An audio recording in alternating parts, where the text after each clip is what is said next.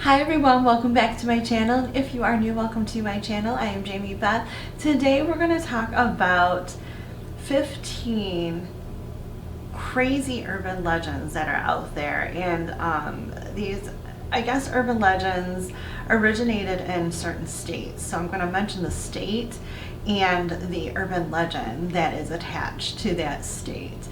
I'm not doing like all 50 states, but this is just kind of a continuation with some crazy stories within the United States.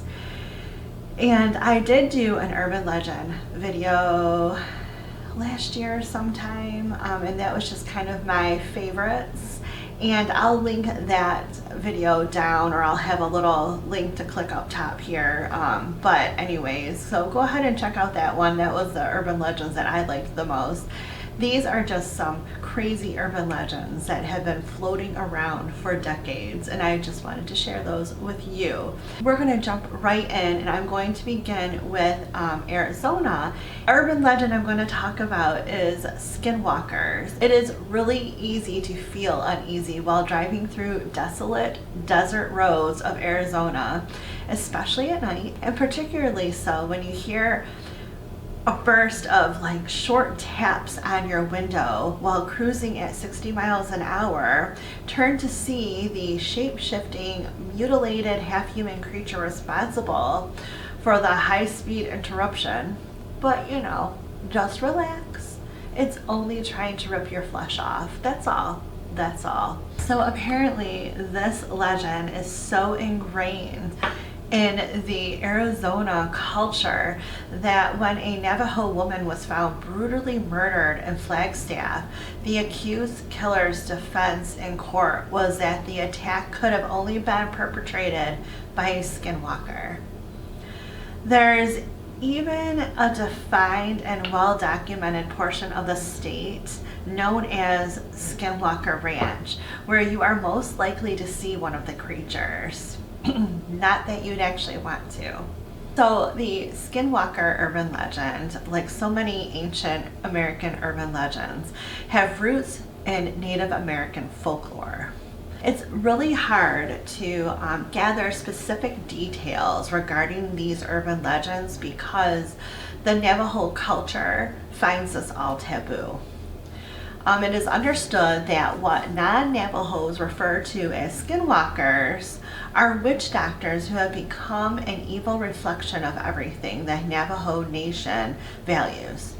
Basically, they are men who've transformed into malevolent, murderous creatures that have no qualms using their spiritual powers to kill people. The Navajo medicine men are trained to learn both good and evil aspects of their power, and skinwalkers are those who have turned to the dark side. Moving on to Connecticut, where there is a town called Dudley town. And why would this town be creepy, you ask? This place is often cited as a dark vortex. Rumor has it that any visitor that steals an artifact from Dudley Town will have a curse put on them and their family. Dudley Town forest visitors report seeing just about every kind of paranormal phenomena you could think of. People describe an unnerving lack of wildlife in the area, as well as floating orbs of light and sinister wolf-like black shadows, murmurs and disembodied voices, as well as feeling a general dread feeling. Add to the fact that there is this group called the Dark Forest Association that kind of polices the ground, and I wasn't able to find like a whole lot about this, but I guess with them protecting the ground, you got like yourself a major case of what the hell is going on here. It's just crazy. So this urban legend stems from a curse. Like most urban legends, something always bad happens, and that is how these are made.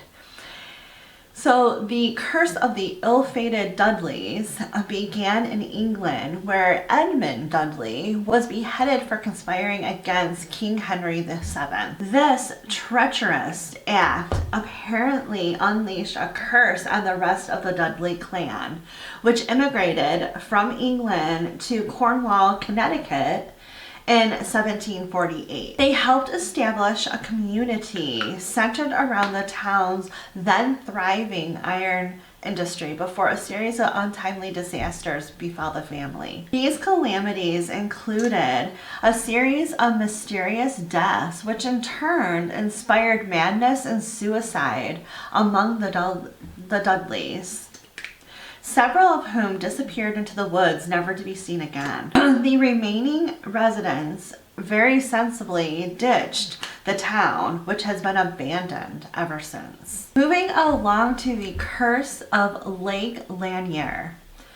This lake is located in Georgia. So this is a massive man-made lake north of Atlanta with a reputation for tragic and sometimes mysterious death. There's a high frequency of boating accidents as well as unexplained homicides. A construction crew discovered the skeleton of a woman who disappeared in 1958, still trapped in her vehicle at the bottom of the lake more than 30 years later. And since then, people have reported sightings of a ghostly female figure along the lake waters. There is also rumor of a giant fish, almost like a catfish. It's just a huge fish that's big enough to swallow a small animal or drown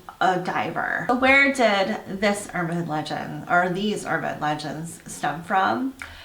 I guess it started with the construction of the lake, and this caused displacement of families, businesses, and cemeteries. And it kind of sounds like remnants of like buildings and cemeteries and whatnot are still at the bottom of this lake. Like you can still find stuff. Which is crazy too, because this is such a like party lake. A lot of these reports of like people drowning or dying in some way, it kind of goes with that water versus alcohol equals accidents formula. So people are just kind of blaming the partying going on as the cause for accidents and not necessarily like supernatural phenomena and whatnot. But because some of these accidents go a little further than just simple party accidents, or they're just like unexplained things, people tend to think there's something more sinister going on with this lake. Moving along, we are now going to talk about the Italian bride, and this story or urban legend comes from Illinois. So another bride, another woman in white, another story about that kind of thing. It seems like every state might have a story of like the woman in something, you know, whether it be a bride or just like something tragic that happened to somebody. But I think everyone has like a woman in white story. It just seems like that follows every place. I don't know. If you agree with me, comment down below and tell me your thoughts. And while you're at it, if you like these stories and want me to keep doing them, please hit that subscribe button as well as that little like thumbs up icon. I love it when you guys subscribe, and I love it when you guys like my videos. So the Italian bride. There is an elaborate marble statue of a woman in a wedding dress in the middle of a cemetery. But that isn't what has driven the Italian bride to be subject of local fascination. Upon closer inspection, there is an actual photo plaque of the gravesite of a woman in a casket, looking perfectly preserved, even though, as an inscription notes, the photo of this woman was taken 6 years after burial, after the body was exhumed. Reports of unusual activity cover everything from the smell of fresh flowers near the gravesite in the dead of winter to the ghostly figure of a woman in white roaming the cemetery. What I thought was interesting about this is just the fact that that photo apparently was taken of this woman after she had already been buried. So they exhumed her for whatever reason and took a photo, and she was still like in perfect order. That's interesting to me. So where did this urban legend stem from? In 1921, recently married Julia Piccola Petta, don't know if I said that right, I'm sorry, died while in childbirth and was buried in her wedding dress. Legend has it her mother immediately began experiencing nightmares that Julie was demanding her grave be reopened. The source of distress in the story depends on who is telling it. It's often relating to some sort of discontent with Julia's new husband.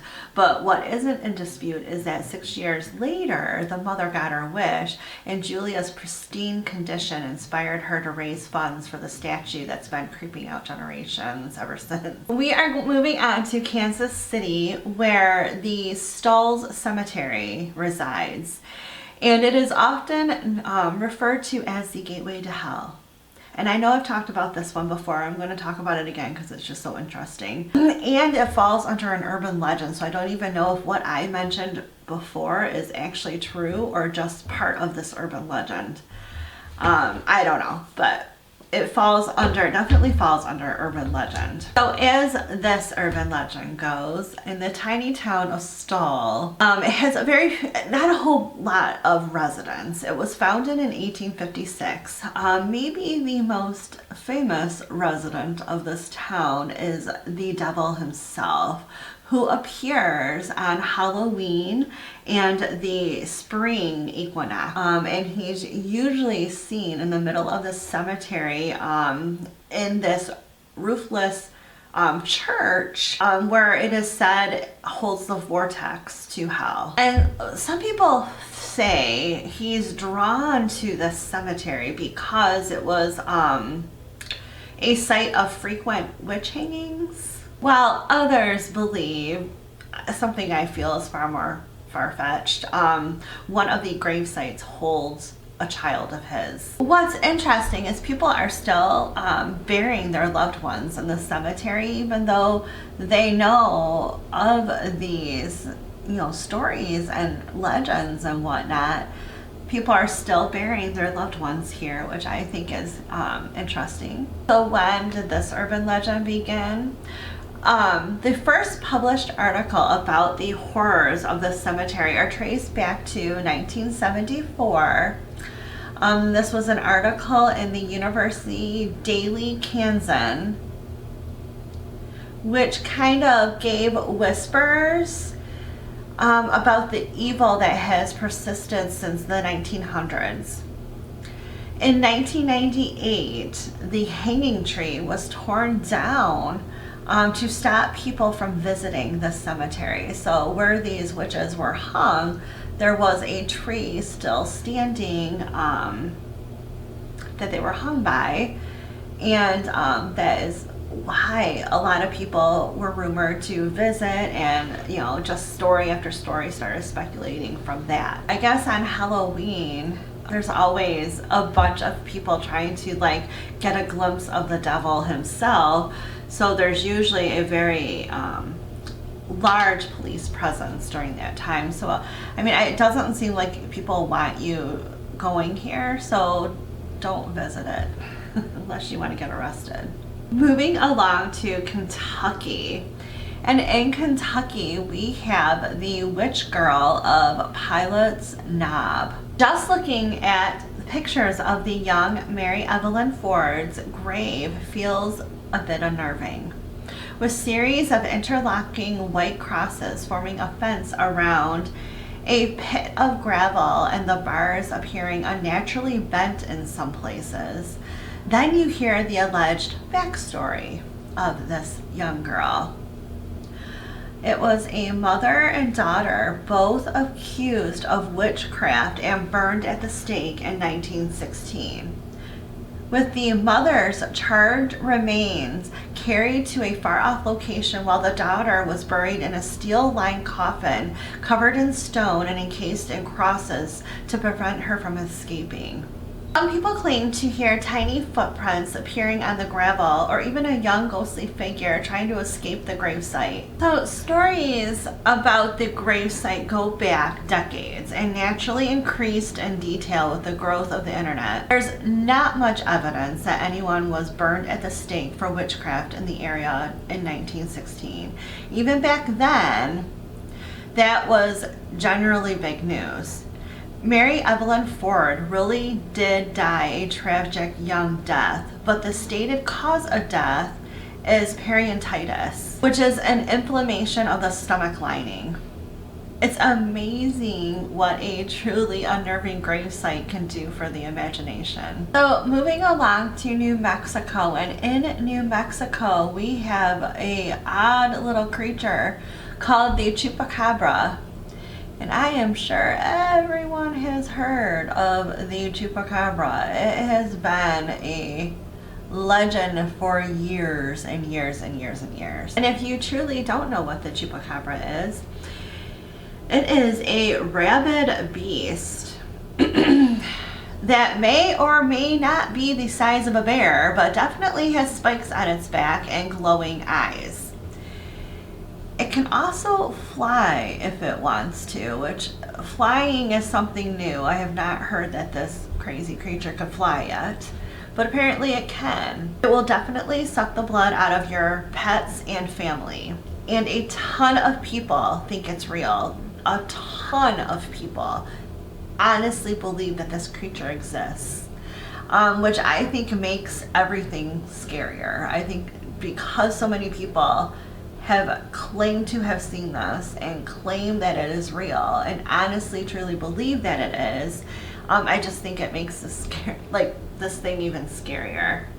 Anyone who grew up in the Southwest knows the legend of the Chupacabra. Down there, it's as big as Bigfoot, and even if people can't agree on what it exactly looks like, the first sighting of this creature happened in 1995 in Puerto Rico. The legends of this creature has been steadily going across South America, reaching New Mexico, the Southwest, and this has been going on for decades.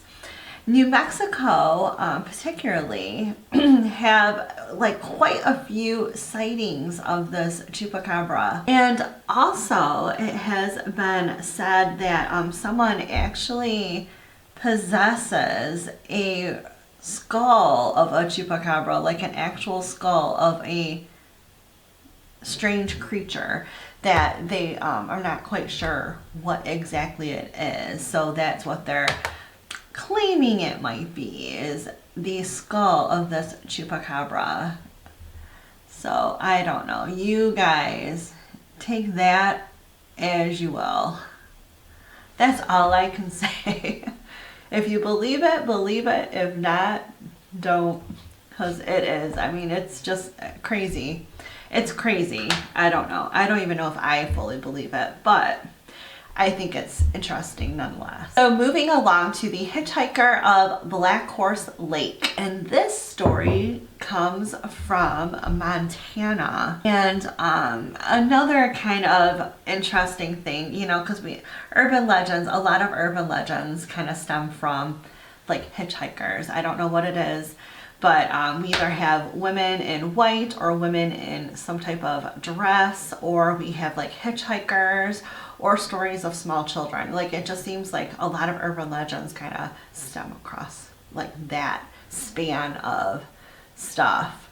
And we're going to talk about one of those hitchhikers right now. So there's this lake close by that's a seasonal lake, and it's dry most seasons, which I guess just kind of adds to the scariness of this story. So what happens along this stretch of road that gives it such a name? Well, some people have witnessed a Native American man with jet black hair slamming into the windshield as you're driving in sheer terror. And when they stop to help this man, there's nothing there and no damage to the windshield.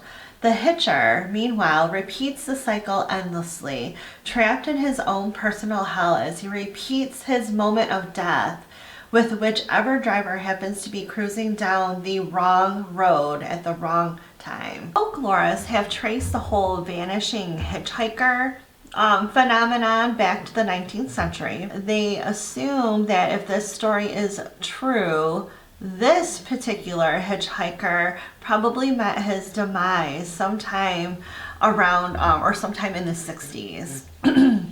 Legends of wandering spirits of Native Americans are pretty prevalent in that part of the country. So the hitchhiker and it being Native American kind of goes hand in hand with this legend. On to the Seven Sisters Road, which I know I've mentioned this in another video as well. And the interesting thing about this, I wanted to talk about it a little bit more, and I really can't find a whole lot of information on the Seven Sisters Road, even though it's a very well-known road in Nebraska. Nebraska's Seven Sisters Road is particularly unsettling because the way the legend goes, it was told of a young man following a dispute with his family, led each of his sisters out to 7 different hills and hung them from a different tree. Now, with this legend, like I said, I can't find a whole lot about this legend, but where it came from is really, really unclear. And sometimes it's the father rather than like a brother that hung the sisters or daughters, depending on who's telling the story. But it is ingrained well enough in the local culture that it's taken into account when making highway construction plans. Another interesting fact is that the trees are no longer there. They've removed all the trees that the sisters were hung from. So there's just the mounds when driving down this road to look at if you are wanting to see this road and really anything on it. But the trees are gone that the sisters were hung from. Moving on to another location where it is also referred to as the Gates of Hell. So another abandoned town type of story, and abandoned towns are generally creepy, and North Dakota has an abundance of settlements that were all but abandoned after the railroad boom. So there is this town in North Dakota that pretty much takes the cake due to the little fact that people believe that it once housed a Lutheran church that doubled as a hotbed for Satan worship. Legend has it burned down, but if you stand in just the right place, you can hear the screams of the damned bubbling up from hell itself. So I'm using these Ardell water or aqua lashes, and this will be the 3rd time I've used these. I'm just trying to see how many times I can use these before the glue doesn't, it's not sticky any longer. So I will keep you guys posted on that. The Satanism business dates back to the Satanic Panic of the 80s, though this town has been spooky since the 1900s. In the late 80s, a bunch of high schoolers decided it would be a fun idea to throw a huge vandalism intensive Halloween party in this city, and they were run out by the few locals that still lived there. And ever since that issue, visitors have been met with extreme skepticism. I don't know, has anyone ever been to, I think the city is Tagus. I don't know if I'm saying that right, but I think that's the name of the city that the stuff happens in. So moving along to the Bandage Man of Canyon Beach. So far from the rooted in history scares of Portland's Shanghai tunnels, the Bandage Man haunts a lonely patch of highway near the idyllic coast town of Canyon Beach. Like many slightly pervy ghosts, he likes to mess with randy teenagers making out in their cars, though more sinister legends have him eating dogs, wandering the windswept roadside, and even jumping in the back of pickups and sedans, filling the car with a scent of rotting flesh. The Bandage Man, a logger that was hacked up in the nearby mill, made his earliest documented appearance in the 50s when he was likely a spook story told around beach bonfires by teens weaned on monster movies. Thus, him having to look like a mummy, really. Still, after hearing the tale late at night, then retiring to the confines of a secluded road for a little action, it's a story that carries enough creepy weight to seriously kill the mood, which is why it's persisted for decades. So in Pennsylvania, there is a story about a guy named Charlie No Face. And I've seen this, I know I've seen this or read about it before, and I'm not sure where. But according to legend, after a tragic childhood accident, Charlie No Face, aka the glowing green man, lost his face and turned radioactive, literally glowing a toxic green as he stalks western Pennsylvania highways at night. His main haunt is Piney Fork Tunnel, an abandoned freight tunnel in Hillsville. But if you seek him out, keep your foot on the accelerator. If he even manages to touch your car, it might stall out. Then you'll be hanging out with Charlie No Face for the rest of your probably short life. Ray Robinson was a real man.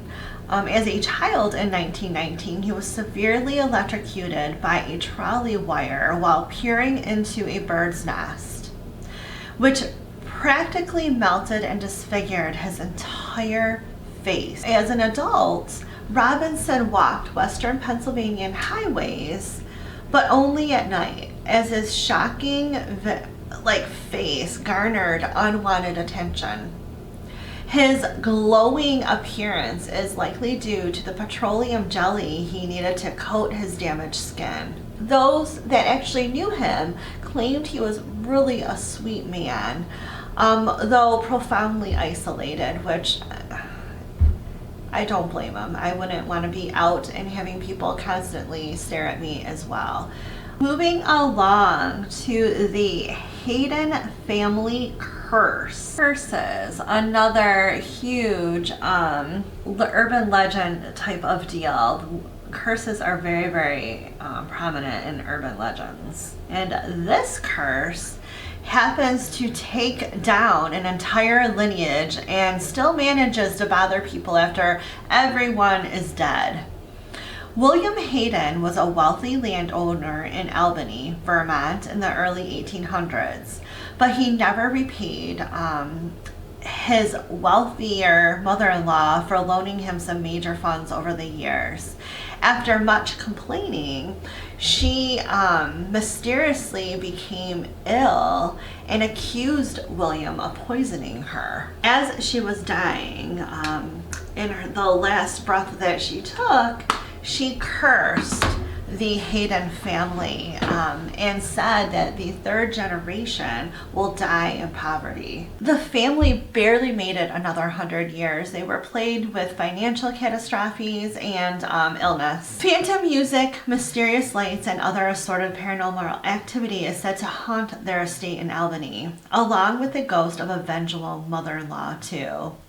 Apparently, she was really ticked off at her son-in-law. So in some versions of this story, William was a party boy who just blew all of his mother-in-law's money on lavish parties and ornate decorations for his home, building the family's local fame and infamy. Infamy.